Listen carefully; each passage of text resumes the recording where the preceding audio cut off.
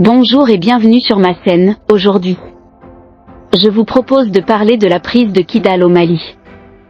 La situation à Kidal, ville considérée comme le bastion des groupes rebelles Touaregs, est complexe. En novembre 2023, l'armée malienne a repris le contrôle de la ville, mettant fin à plus de 11 ans d'absence et marquant une étape importante dans leur volonté de reconquérir la souveraineté nationale. Cette victoire est le fruit de la stratégie du gouvernement de Bamako, qui a choisi de coopérer avec les forces russes de Wagner plutôt qu'avec l'armée française. Cette décision a été controversée, car les forces russes ont une réputation de mercenaires sans scrupules, accusés de commettre des exactions et d'agir en toute impunité.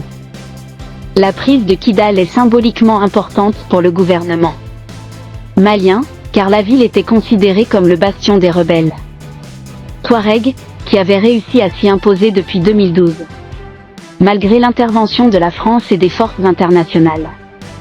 La coopération avec Wagner a néanmoins permis à l'armée malienne de renforcer sa capacité de renseignement grâce à l'utilisation de drones de surveillance et de frappes aériennes. Ces technologies ont permis à l'armée malienne de connaître les mouvements des rebelles Touaregs et de les affaiblir avant de lancer l'assaut final sur Kidal. Cependant, des défis importants persistent, notamment sécuritaires et sociaux. Les groupes rebelles à dominante Touareg qui ont longtemps occupé Kidal continuent de représenter une menace pour la paix et la sécurité dans la région, et certaines populations locales craignent des représailles et des exactions de la part des forces armées maliennes et de leurs alliés.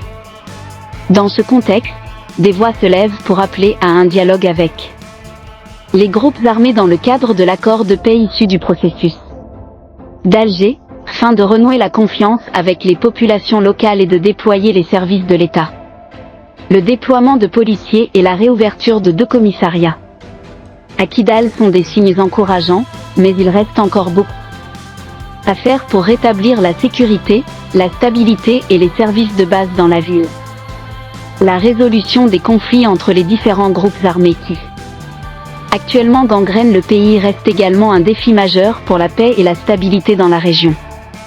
L'accord de paix issu du processus d'Alger est compromis, notamment en raison de la rupture du comité exécutif du mécanisme opérationnel de coordination, CEMOC, et de la récente reprise des combats. Toutefois, l'accord n'a pas été dénoncé et reste un parapluie pour un éventuel retour au dialogue, une fois que la confiance sera restaurée entre les parties signataires. En somme, la situation à Kidal et dans le nord-est du Mali est complexe et fragile, et le gouvernement malien devra poursuivre ses efforts pour restaurer la sécurité, la confiance et les services de base dans la région. La collaboration avec les forces russes de Wagner pour stabiliser la situation dans la région et réduire les risques d'attentats terroristes est un point crucial. Il est important de trouver les moyens de restaurer la confiance entre les différentes communautés et de mettre en place des solutions durables pour éviter une reprise des violences. Les associations et les acteurs locaux, comme le médecin Bouakar Oumar Cissé, qui ont choisi de servir leur communauté dans des conditions difficiles, sont également des partenaires essentiels dans cette quête de paix et de stabilité. Merci d'avoir suivi cette présentation, n'hésitez pas à me donner votre avis dans les commentaires.